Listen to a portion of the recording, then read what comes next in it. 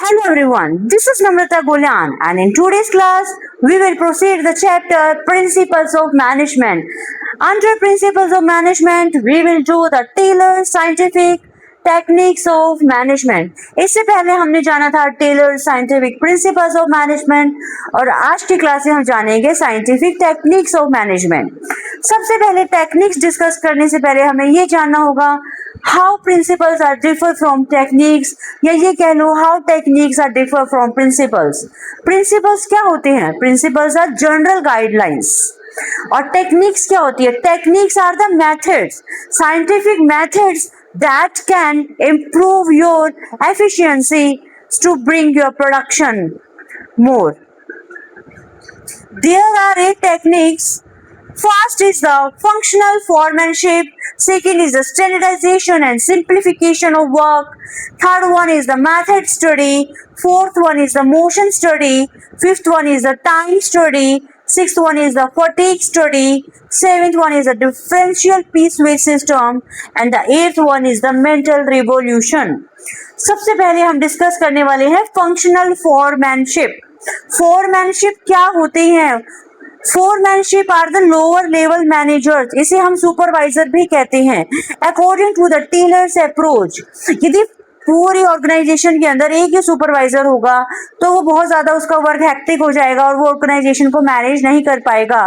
तो according to Taylor's approach पूरी ऑर्गेनाइजेशन को 2 डिपार्टमेंट्स में डिवाइड करो, planning and production. And in planning and in production there are 4 experts in each department according to their specialization. Planning के अंदर 4 experts and production के अंदर 4 experts. It means under functional foremanship यहाँ पे 8 experts की बात की गई है. 8 expert supervisors. One is the under planning department route clerk. route clerk will decide the route of production, कि जो आपका प्रोडक्शन है वो किस रूट के थ्रू पास आउट होगा.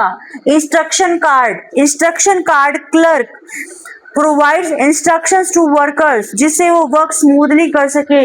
Time and cost clerk, one time and cost clerk will determine कि कब काम को स्टार्ट किया जाएगा और कब काम को कंप्लीट किया जाएगा. And he will also prepare the cost sheet जिससे कोस्ट कंट्रोल में रहे. Last one is the under planning department is the disciplinarian. It helps to maintain discipline in an organisation. अब हम बात करते हैं प्रोडक्शन डिपार्टमेंट के 4 एक्सपर्ट की. First is the gang boss. Gang boss will collect all the machines, tools, equipments for production. वो हर चीज को मैनेज करेगा, हर चीज को ध्यान में रखेगा कि किसी चीज की शॉर्टेज ना हो जाए जिससे प्रोडक्शन लेटर ऑन इंटरप्ट हो. स्पीड बोस चेक वेदर जो प्रोडक्शन है वो टाइमली हो रहा है या नहीं हो रहा. Repair is related to, as a name suggest, it is related to the repairing of machines and tools. It will check whether machine is working properly or not. Last one is the inspector clerk. He will check the quality of the production. ये थे 8 expert under functional foremanship जो Taylor ने suggest किए हैं. Second one is the standardisation and simplification of work. Taylor ने ये बोला है आप स्टैंडर्डाइजेशन ऑफ आउटपुट चाहते हो तो सबसे पहले आपको standardisation of machinery, tools, methods का स्टैंडर्डाइजेशन करना होगा जिससे आपके जो आउटपुट है उससे आपका देन लेटर ऑन वो स्टैंडर्डाइज हो पाएंगे. सिंप्लीफिकेशन, ऐसा नहीं है किसी भी कंपनी को अननेसेसरी डाइवर्सिटीज में एंगेज होना चाहिए. अकॉर्डिंग टू हिम चाहे आप आइटम लिमिटेड रखो उनमें स्पेशलाइजेशन करो instead of going unnecessary diversifications. Third one is the method study. Method study में टेलर ने ये सजेस्ट किया कि सबसे पहले एक बेस्ट मेथड सेलेक्ट करो to keep production cost low and optimum utilization of resources. इसे मेथड स्टडी का नाम दिया गया है। आपको लर्न करना है या समझना है तब इजीली समझ सकते हो। मेथड इज द वे जिससे आपकी प्रोडक्शन कॉस्ट मिनिमम रहे और रिसोर्सेज का मैक्सिमम यूटिलाइजेशन हो सके। Fourth one is the motion study. Motion is related to the movements of workers. उसके अंदर टेलर ने ये सजेस्ट किया है कि जो अनप्रोडक्टिव मूवमेंट्स हैं लेबर के या वर्कर्स के, आपको उसको कट करने चाहिए। आप इसकी एक प्रोसेस है। सबसे पहले आप वर्कर्स को ऑब्जर्व करो, क्योंकि ये साइंटिफिक टेक्निक्स हैं। ये बोला गया साइंटिफिक का मतलब यही होता है कि गैस वर्क नहीं होना चाहिए।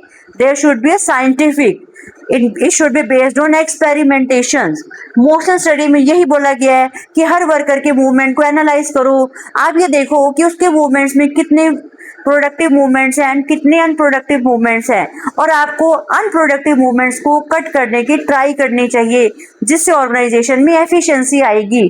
अनप्रोडक्टिव लाइक कैसे, सपोज कोई टूल निकालने में आपको बहुत ज़्यादा बैंड होना पड़ रहा है, तो वो बोलते हैं कि इस टाइप से आप करो कि जो टूल है किसी टेबल पे या साइड में ऑर्गेनाइज करके रखो कि जैसे वो बैंड हो रहा है, जो वो एनर्जी वेस्ट हो रही है वो आप सेव करके कहीं प्रोडक्टिव जगह उसको यूटिलाइज कर सकते हो।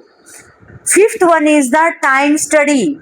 According to the scientific method, इसमें ये बोला गया है time required to perform the job should be decided scientifically. ऐसा नहीं है कोई भी मैनेजर अपनी मन मर्जी से टाइम डिसाइड कर रहा है कि इतनी देर में तो आपको प्रोडक्शन कंप्लीट करना ही करना है, हम आपको 8 घंटे की वेजेस दे रहे हैं तो आपको इतनी यूनिट्स को प्रोड्यूस करना ही करना है। ऐसा नहीं होना चाहिए।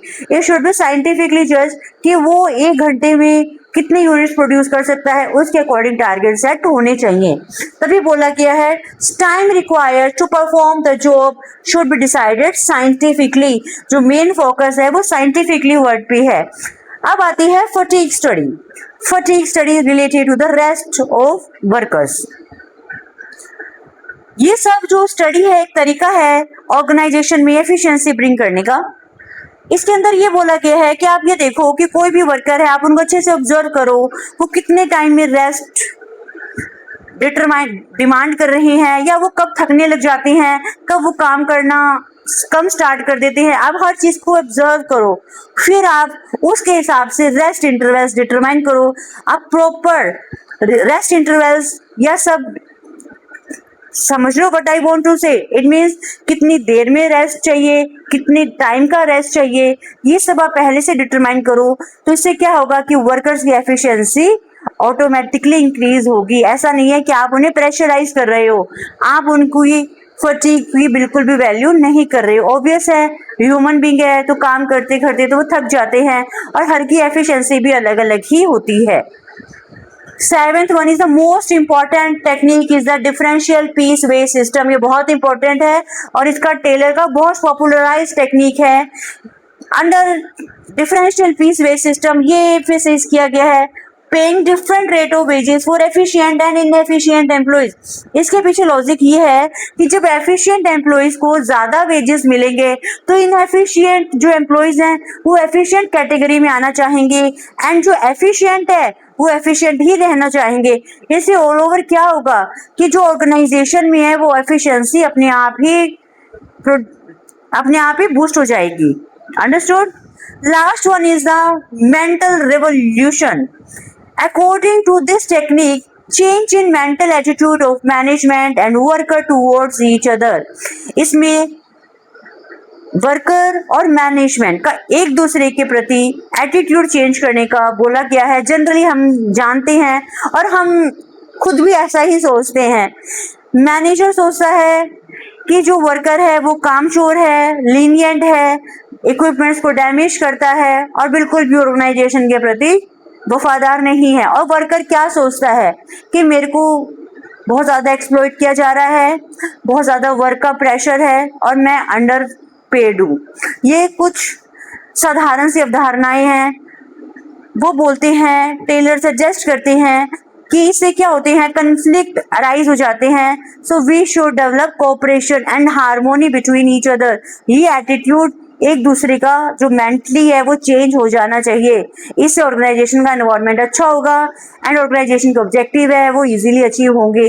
जब ऑर्गेनाइजेशन के ऑब्जेक्टिव अचीव होंगे तो पर्सनल ऑब्जेक्टिव्स तो ऑटोमेटिकली ही अचीव हो जाएंगे।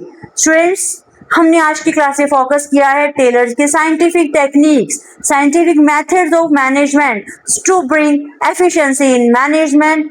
उसके अंदर अपनों ने 8 टेक्निक्स को डिस्कस किया है। स्टूडेंट्स, आई होप आपको आज की क्लास बहुत अच्छे से समझ आई होगी and you will surely cooperate me in the future too. Thanks again and bye bye.